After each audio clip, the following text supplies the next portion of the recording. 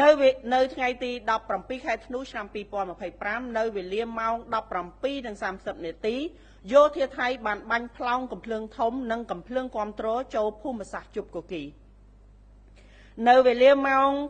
17:47 នាទីយោធាថៃបានចាប់ផ្ដើមធ្វើសកម្មភាពដោយបានចល័តរថក្រោះនិងប្រើប្រាស់កំភ្លើងធំបាញ់ចូលទៅក្នុងភូមិសាស្ត្រវាលឥន្ទ្រីភ្នំខ្មោចបោះស្បូវនិងជាំតែសភាវុធធនធ្ងន់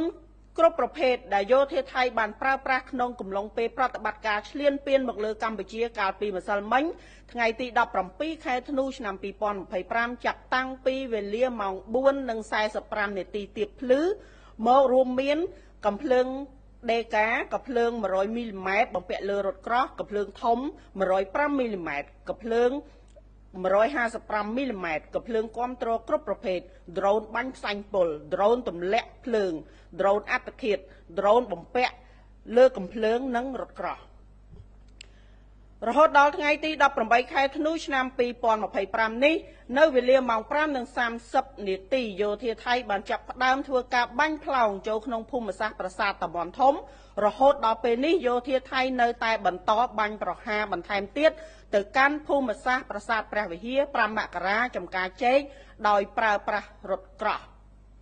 កំភ្លើងធំនិងរថក្រោះចំពោះសភាពការនៅក្នុងភូមិសាស្ត្រផ្សេងទៀតមានសភាពស្ងប់ស្ងាត់ប៉ុន្តែកងកម្លាំងរបស់យើងនៅបន្តតាមដានដោយយកចិត្តទុកដាក់និងប្រុងប្រយ័ត្នខ្ពស់ជានិច្ច